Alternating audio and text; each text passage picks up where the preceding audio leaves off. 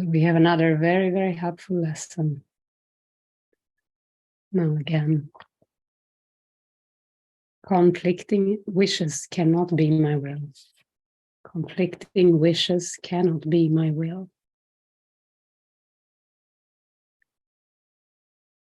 Father, your will is mine, and only that. There is no other will for me to have. Let me not try to make another will, for it is senseless and will cause me pain. Your will alone can bring me happiness, and only yours exists. If I would have what only you can give, I must accept your will for me and enter into peace where conflict is impossible. Your Son is one with you in being and in will, and nothing contradicts the holy truth that I remain as you created me. And with this prayer, we enter silently into a state where conflict cannot come, because we join our holy will with God's in recognition that they are the same.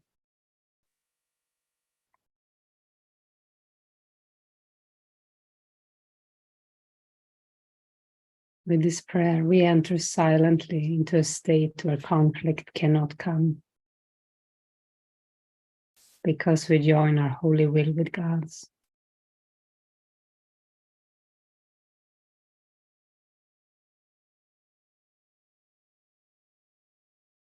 So when we don't try to make another will, our will is one with God's.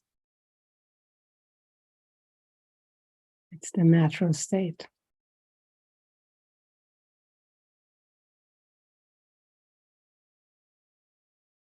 So let's meditate, let's go within and release any place in us where we think we have our own will.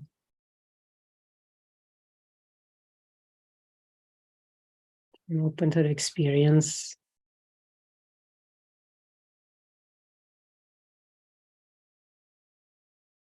of this joint holy will, where conflict cannot enter.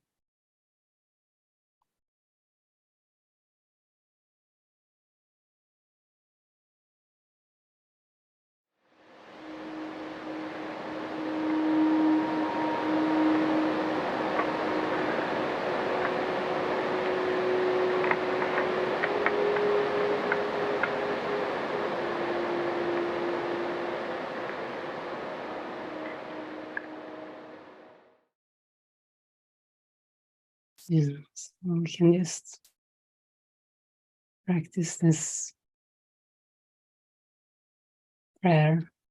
Show me what is your will, God? What is God's will?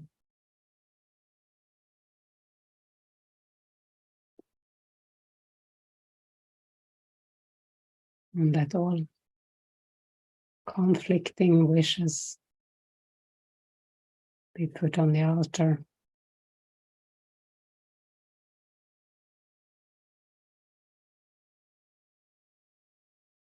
It can be wishes for things, for people, for situations to be different.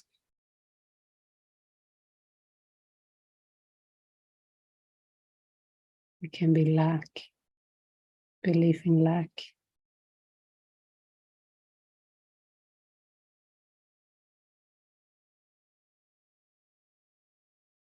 It can be worry.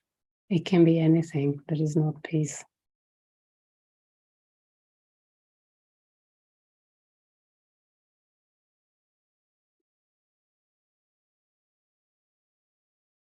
And we can hold that intention to see, to experience that our will is one with God's. We cannot be in conflict.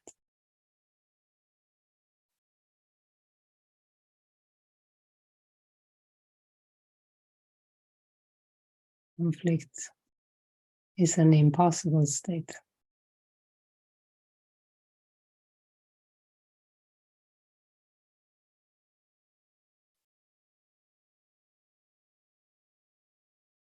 And we could have that prayer, show me how that is so. Show me.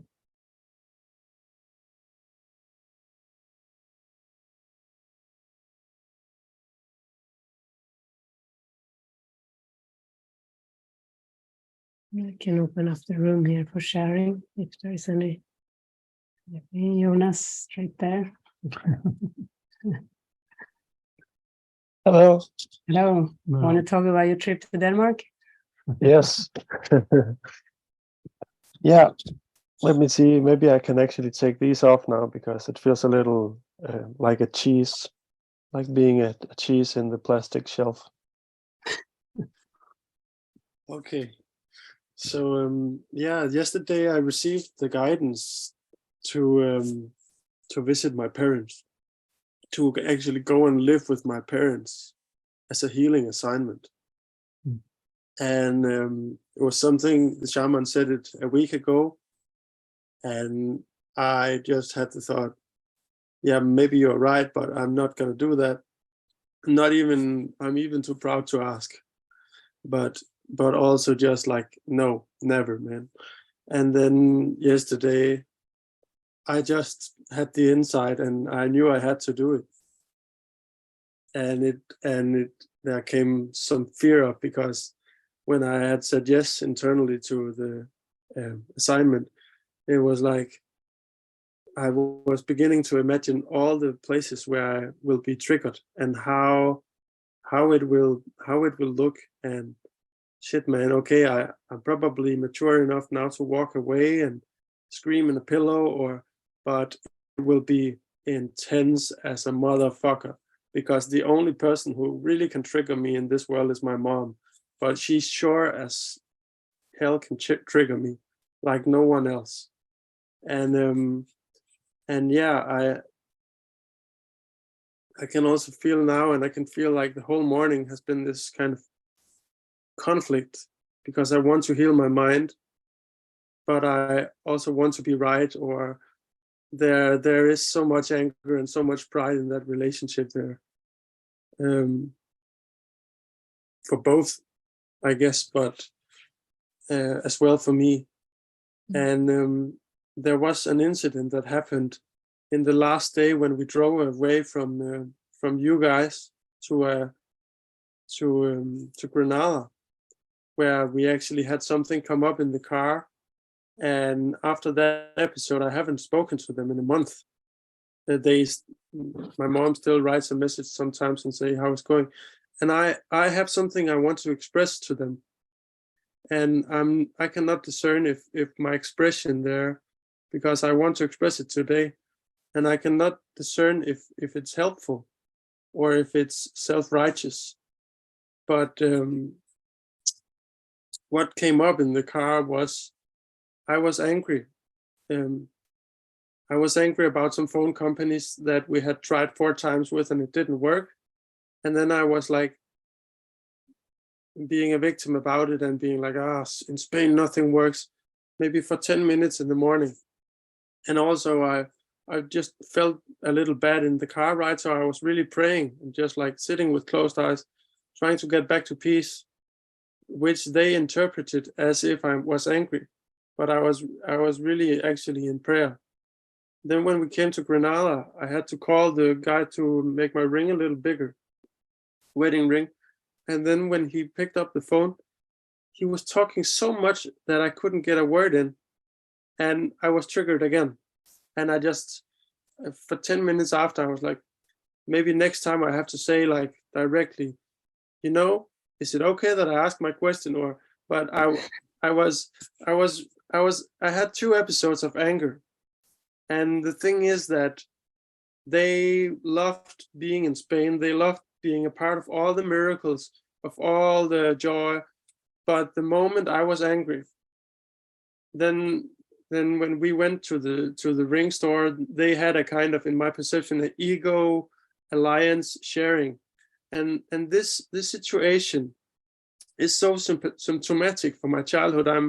I'm shaken now, I think. And it's like, I am welcome, but if I'm angry, they are a team together, and they will tell me, this cannot come up. And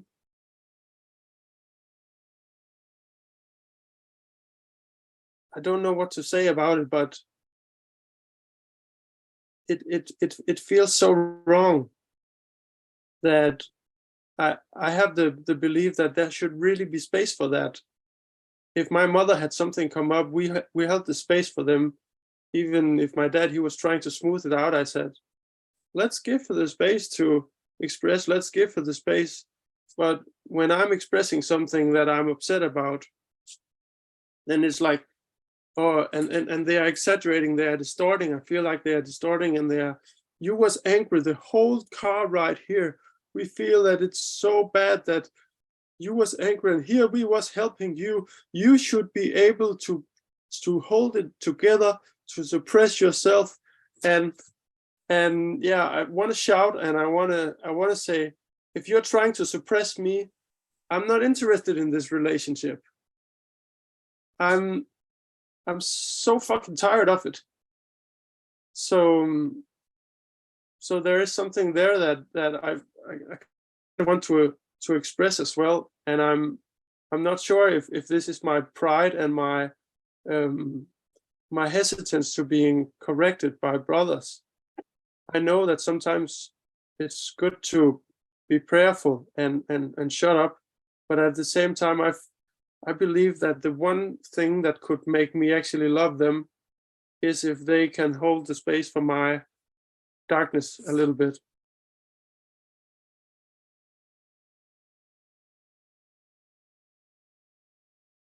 Yeah. Thing is, you can never make someone else change.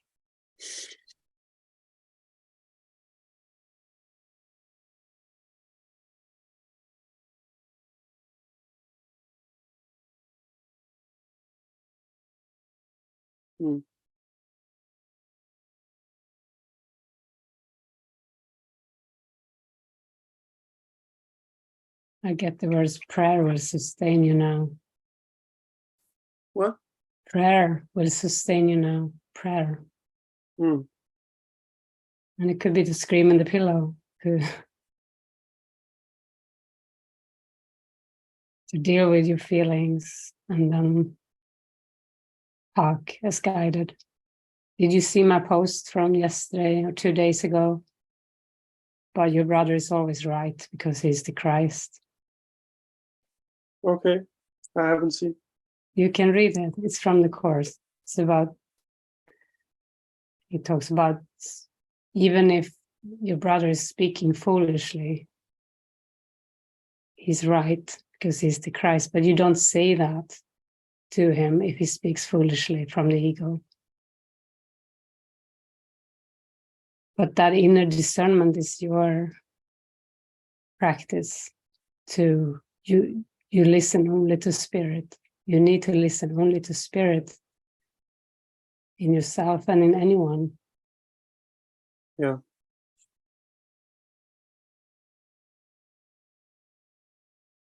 Yeah.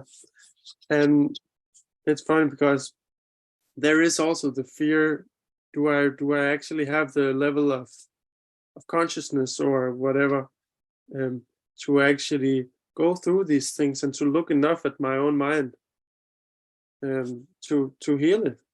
Because when I was the last 4 days here, I got sick, and I actually had 39.5 in fever and stuff like that. And Mariana, the shaman, she said, you have 1 day to rest. You have 1 day to rest. And that brought up a lot of anger for me as well. It was like, do you think I'm here to work? Do you think I'm just, and I had all these thoughts, and I didn't know what to share and what was the ego. And so I just didn't share anything for 4 days, and I felt super disconnected. So there is also this fear of going there and kind of just in a limbo of not really healing. But I think that relationship with my mom and dad is so the healing is so urgent, and the temper is so much more powerful that we will not actually hold back private thoughts.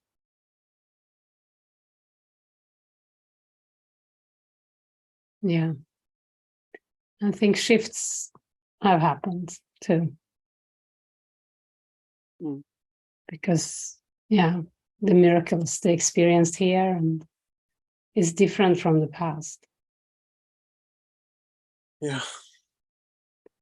We watched The Kid yesterday. Did you see that movie, The Kid? I'm not sure. It's with Bruce Willis. He gets this kid. He lives in this fancy place and he's an image consultant. And this kid comes into his place and he feels so intruded on. And he also thinks he's hallucinating. So he thinks he can get some pill from a shrink that can help him. But the psychotherapist is saying you need to talk about your feelings, you know. And it turns out that this kid is his younger self. It's himself as a kid. And he just hates it. He hates this kid. And he said, I was so fat and I didn't speak well. He had this lisp, yeah. And it's this huge self-hatred that comes up and he can't stand it. And then there comes a point he just joins with somebody that he trusts. And she says, what did she say to him? Basically, you think you're here to help this kid? No, this kid is here to help you. Help you see something. Yeah. So he goes to join with the kid and he starts to open up to the kid. And suddenly they are back in 1960s when he was this kid, when he was this age. And they revisit a very traumatic experience that he had. He was bullied, he was beaten up as a kid, and he goes back with his young self to the situation and encourages his younger self to stand up, to be brave, to go through this. And then they go back home to the parents. And his mother is very sick, like dying. She's like on her deathbed. And his father is blaming him. You making your mother die because she got out of bed for you. Because his mother came outside of the house to help him out, and his father gets so angry and blames him for causing his mother's death. So he has carried that guilt, that belief that he has caused his mother's death. So when he's there with his older self can actually tell him, no, you didn't do anything wrong. This was not your fault. Well, the dad was actually bonding with the mother in an unholy alliance, you know. Like we are together and the kid is the problem kind of thing. But his adult self said, no, you're not guilty. This is not, you haven't done anything wrong. So I can see you go back to your parents and be so joined with the Holy Spirit in your own innocence. You're not guilty for anything. And you listen only to Spirit. Then you don't have an issue. If your brother speaks foolishly, ask for guidance. What is there to say? Is there something to say? Or not, you know, you just... Yeah. I also had this funny perception yesterday that instead of going there to heal myself, I saw it for a moment like I'm going there actually to help my mom. Like as a miracle worker, you know, to be available for her miracles as well. Right? But Yeah, interesting. Yeah, it was like the movie. He thought he was going to help the kid, but it was all, I mean, the kid was himself. mm, And that's the truth. That's the truth about all our relationships. We are the same self. yeah.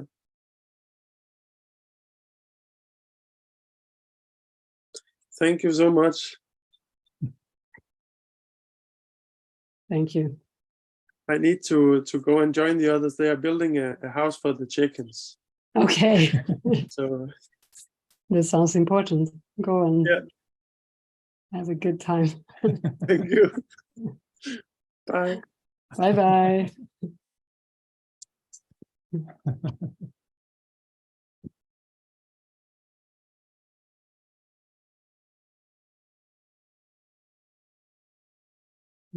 It's good. It came to mind the line from Revolver, the movie Revolver, where it says the ego hides in the last place you would ever look. That's where you will find them. So it is about going into those places where we usually don't want to go.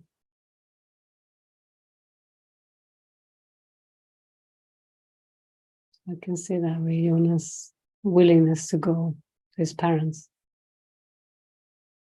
And it's the case for us all. If we have places inside or places or things we want to avoid, that's where the ego hides. So to go there, go towards this, will be very, very healing.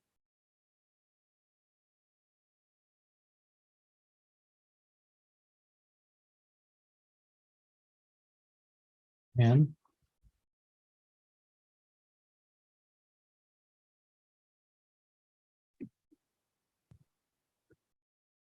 Hi. Yeah, just that last thing that you said, Jenny, you know, I was with everything else, but I started to write a letter to my son on Friday, and every day there's some reason why I can't finish it. But I can feel that there's a tension inside, you know, of finding the right words and etc., etc. So I just want to place that fear on the altar and to move through it. What a great example from Jonas this morning. So yeah, that's Yeah. Maybe try not to focus on the right words. Maybe focus on really what you want to express. Let the words be secondary to that. And then you can always go back and look and edit. But yeah. Thank you. Yeah. Thank you.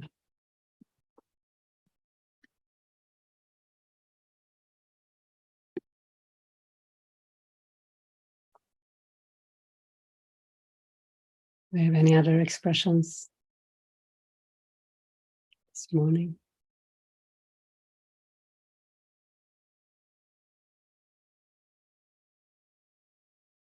Christian?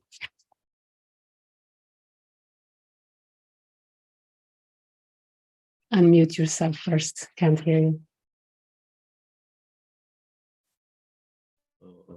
Now Yeah. it's working, yes? Yes. Yes, what I felt was in this be still and listen to the lecture was there came up this contraction again, this bodily contraction, and then I always had the feeling there's fear. It's fear which is what is contracting me. But now I recognized, or I came to my mind, it's also a kind of stubbornness, not willing, not only fear. It's a mixture, and there came proud also to not leave my will God's will. That was part of this contraction. Not only fear. I always looked for fear, but this time I noticed that was also there. Mm-hmm. Not willing. Good. Yeah. That pride. Yeah. Mm-hmm. Mm-hmm. Yeah. Yeah, with the self-concept always comes pride. Mm-hmm. It's hiding. Mm-hmm. I think it's hiding in my behavior and my kind of dealing with things. This part is hiding. It's not showing up really. Yes, that was what I found. Mm-hmm. And after a while it was much quieter and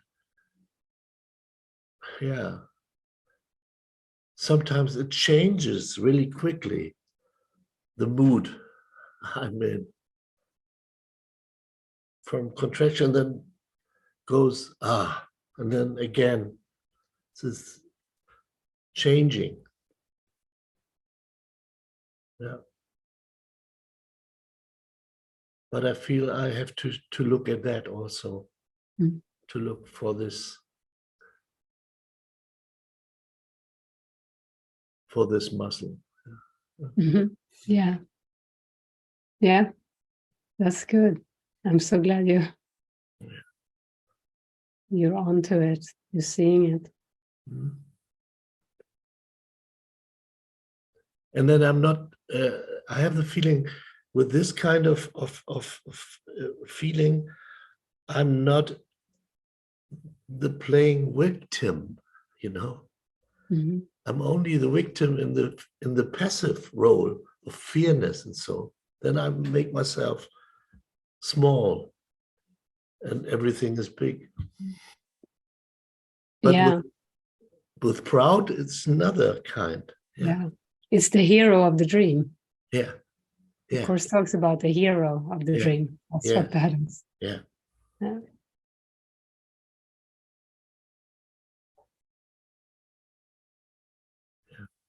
Yeah, that's what came to my mind. Yeah, very good.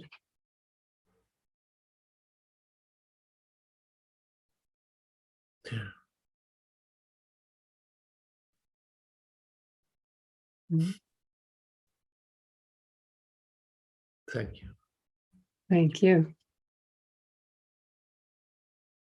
See you in a blink.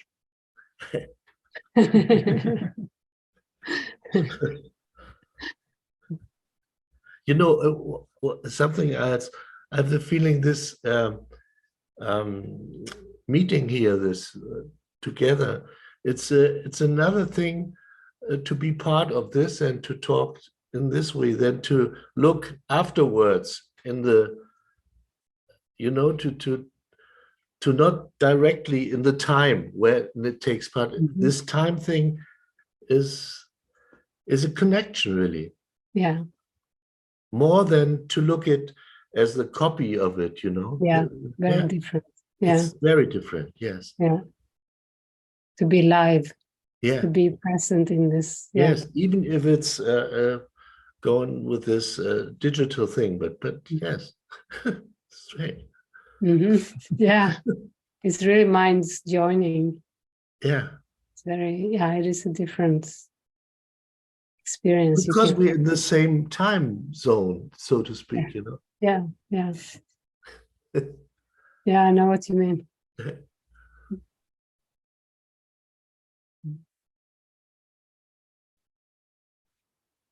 Yeah.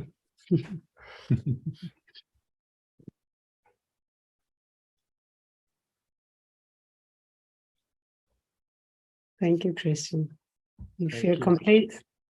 Yes. Okay. We have next.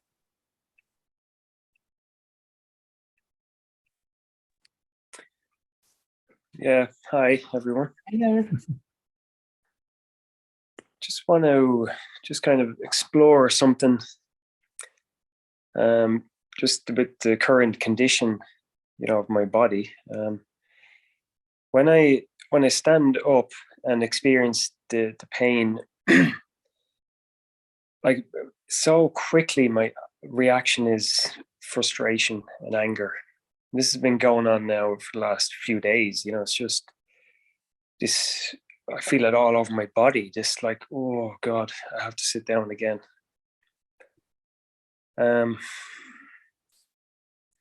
I don't even know what I want to explore here, but I feel there's some kind of, in the anger, there's some kind of feeling of justification or some kind of righteousness, or I can't really describe it fully, but it's like part of me almost wants to be angry.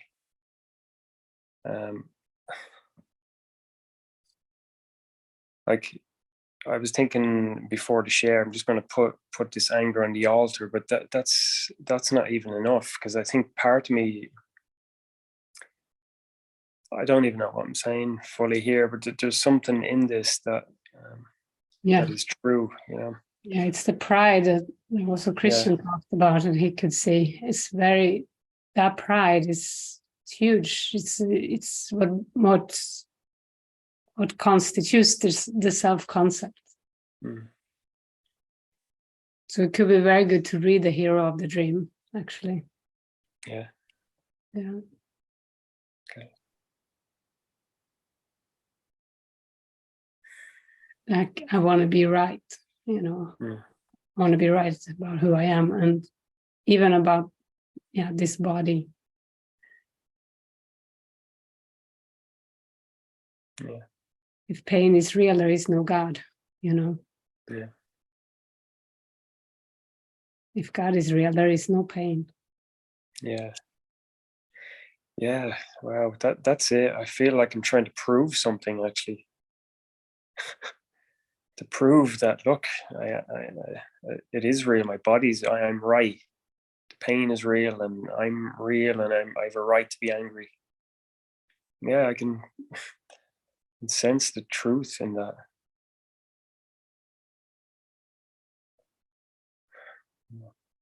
Yeah, so we're gonna need to get that ego out of its hiding place. Yeah.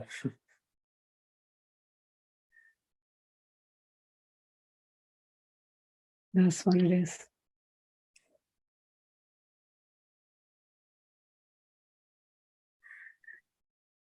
Yeah, thank you. I'll read that.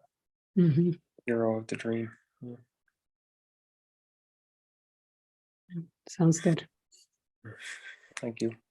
Thank you.